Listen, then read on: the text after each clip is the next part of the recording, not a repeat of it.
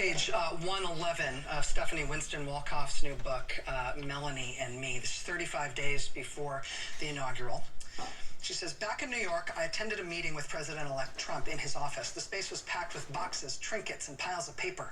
And I thought I was a hoarder. His office looked like a garage sale.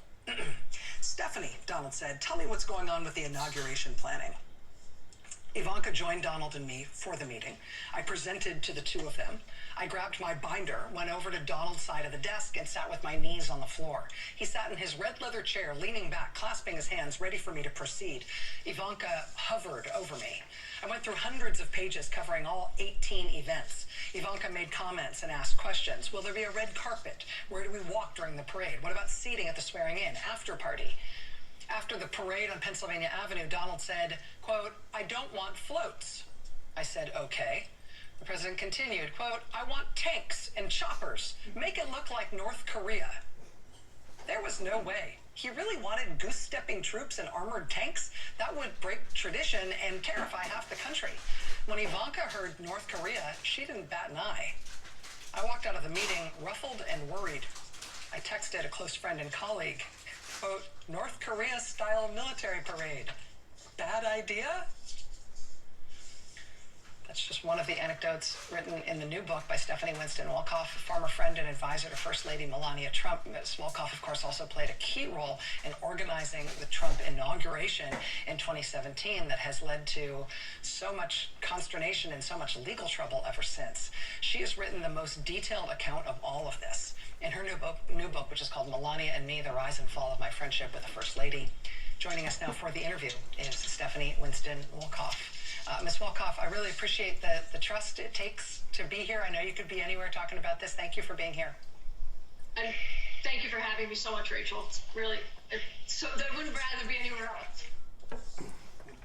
It's nice of you to say that.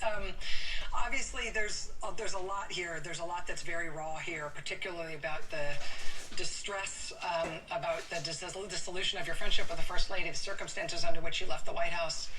I want to talk, first of all, though, about some of what you describe about the inaugural, which has really never been publicly described by anybody involved in it before. You're pretty frank about the idea that there's a lot of missing money, unaccounted for money in terms of what was raised for the inaugural versus what was spent. Do you feel like you have a general grasp of how much money that might be? And do you have a theory or any knowledge of where it might have gone? Well, I do know that at the time that I questioned where the money was going or how much everything cost, I was asked to not attend any more budget meetings. So it took me a few years to figure everything out. But it's just, people need to just follow the money.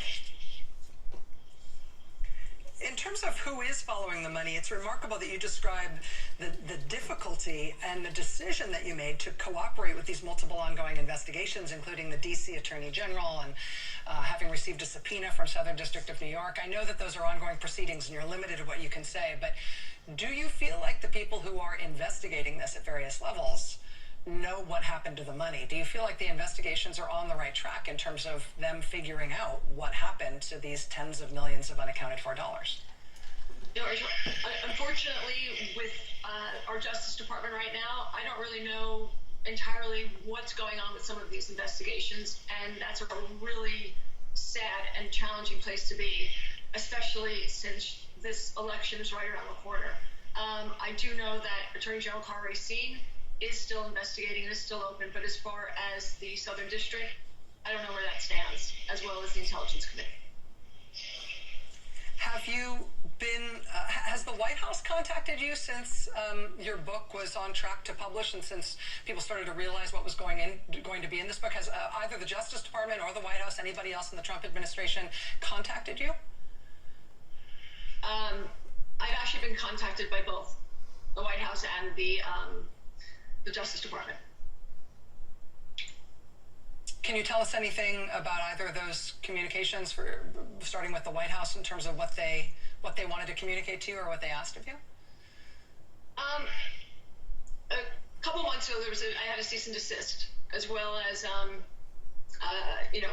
again, the last thing that any of these people want is for the truth to be told. I have lived with this on my shoulders for the last several years, trying to make sense of it all, trying to understand what happened while I was working at the inauguration, but also what happened while the pressure was building and mounting around the 990 and the releasing of where $107 million was spent.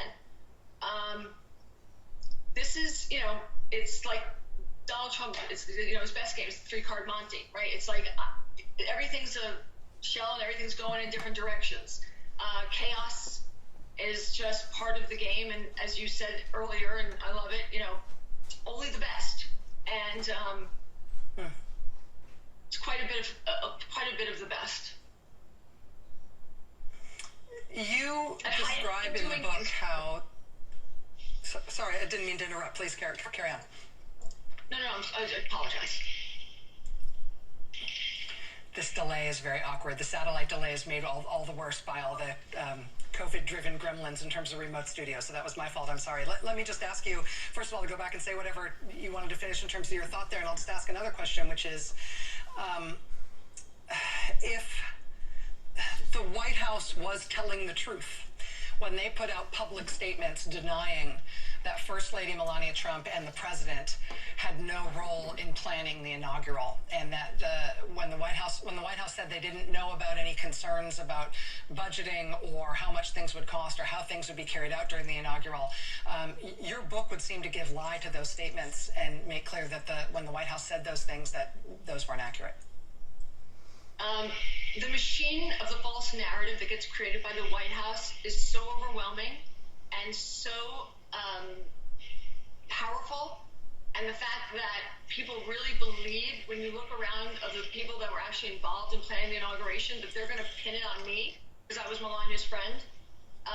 It worked, right? It's a shiny object right in the corner. Melania's friend, the only person willing to help her, and that spotlight shone right on me without even calling me and asking me if it was the truth.